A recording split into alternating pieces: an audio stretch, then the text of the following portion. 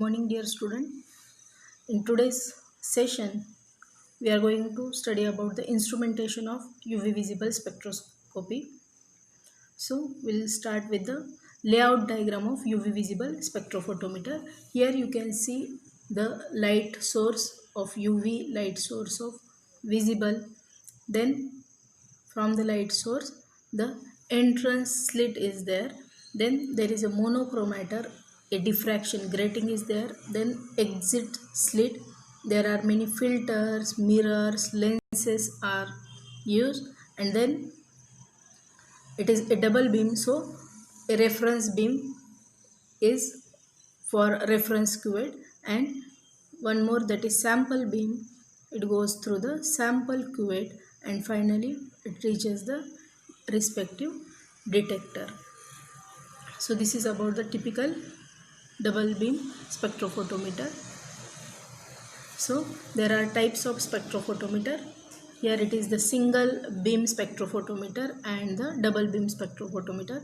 Single beam source, then there is a monochromator, then the exit slit, reference cell and sample cell alternate, photodetector, amplifier and readout system. Then in case of double beam UV visible spectrophotometer, source, monochromator, then shutter, then reference cell, and then reference cell and sample cell detectors, then amplifier and readout system. So in case of instrumentation of UV spectrophotometry, the essential components of spectrophotometer are light source of EMR, then monochromator to isolate a particular wavelength, then sample compartment, detector and associated electronic to measure the intensity of EMR, and recorder or display.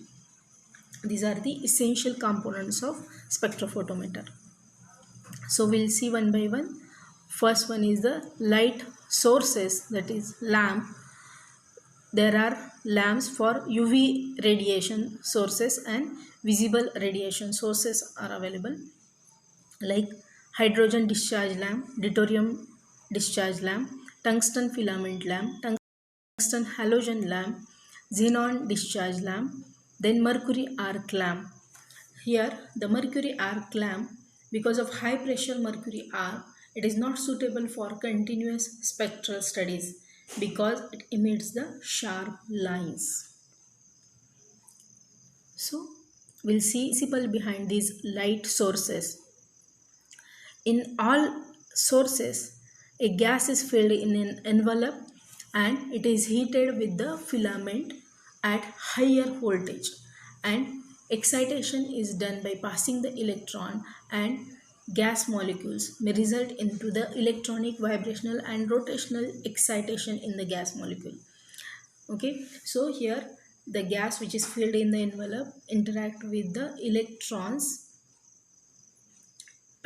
because of the high voltage filament, and the interaction between the electrons and gaseous molecules occur, and that causes the electronic, vibrational and rotational excitation in the gas molecule. At low pressure it emits the line spectra, and at high pressure it emits the continuous spectrum. So the ideal requirement of radiation source of energy are, it must be stable, that means it does not show any fluctuations. Then it should provide the incident light of sufficient energy. Then it should emit the continuous spectrum of uniform intensity. Then it should be appropriate for the purpose of work, and should not show any fatigue on continuous use. These are the ideal requirement of any radiation source. So we'll see one by one. The UV visible sources, in that UV, the source used for UV region which gives typically continuous. So hydrogen discharge and deuterium discharge lamp. Here In case of hydrogen discharge and deuterium discharge, electrical excitation at low pressure and low voltage and forms molecular excited state that undergo the dissociation and photoemission. From molecular excited state, here D2, deuterium D2 is present when interact with the electrical energy light, then it goes to D2 star stage, it goes to excited molecular excited state and then undergo dissociation, that is D dash and D double dash, plus photoemission, that is photon H nu is produced. Energy of photon demands on energy of D dash and D double dash, that is the dissociated species provides a continuous spectrum in the UV range from 160 to 380 nanometer. This is the typical deuterium or hydrogen discharge lamp. In case of hydrogen discharge lamp, you have to replace the D2 by H2 at high pressure. So here it is the cathode and anode two electrodes are present in case of construction of the deuterium and hydrogen discharge lamp. So working of the hydrogen and deuterium arc lamp. The electrical excitation of deuterium or hydrogen at low pressure produce a continuous UV spectrum.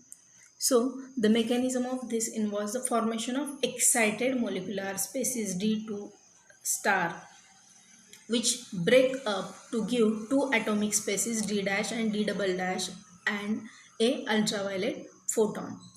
So both deuterium and hydrogen lamps emit radiation in the range 160 to 375 nanometer in the UV range, and quartz window must be used in the construction of lamp, and quartz cuvette must be used because glass start absorbing the radiation of the wavelength less than 350 nanometer. So we have to use quartz lamp, quartz windows for the lamp as well as for the cuvette.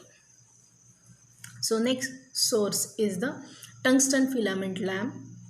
It is resistively heated wire black body radiation, then emits from 350 to 3000 nanometer. So it is used for UV visible purpose. Then less than 15% of the radiation falls in the visible region. Also xenon arc lamp at 200 to 1000 nanometer. This is the typical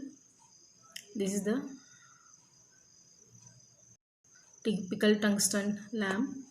Cathode and anode is present, probe 1 and probe 2. So working of the tungsten lamp. Tungsten filament or tungsten halogen lamp contains a small amount of iodine in a quartz envelope. It is present in the quartz and iodine is present, which also contains the tungsten filament. The iodine I2 react with the W, that is tungsten, which is present in gaseous form and formed by sublimation, producing the volatile compound that is Wi2. When molecules of Wi2 hit the filament, they decompose, redepositing tungsten back on the filament, and the life of the tungsten or halogen lamp is approximately double that of the ordinary tungsten lamp because of the redeposition of the tungsten. And tungsten filament or halogen lamps, they are very efficient and their output extend well into the ultraviolet region also. They are used in many modern spectrophotometers. So next UV source is the xenon arc lamps. Here two tungsten. If you see two cathode and anode. Here is cathode and anode, two tungsten electrodes separated by 8 mm distance, and they produce a intense arc in tungsten electrodes. High pressure xenon gas of about 10 to 30 atmosphere is used, emits from in the range of 200 to 1000 nanometer from UV, used for UV as well as IR. Then xenon line spectra in the IR, high voltage initiation, low voltage to maintain the plasma. This generate the significant heat, that is lamp hot, that so needs the external cooling. So this is about the UV sources. So there are different types of sources used for UV as well as visible region, and the sources are hydrogen discharge lamp, deuterium discharge lamp, tungsten filament lamp, tungsten halogen lamp, xenon discharge lamp, mercury, or lamp. These are the radiation sources.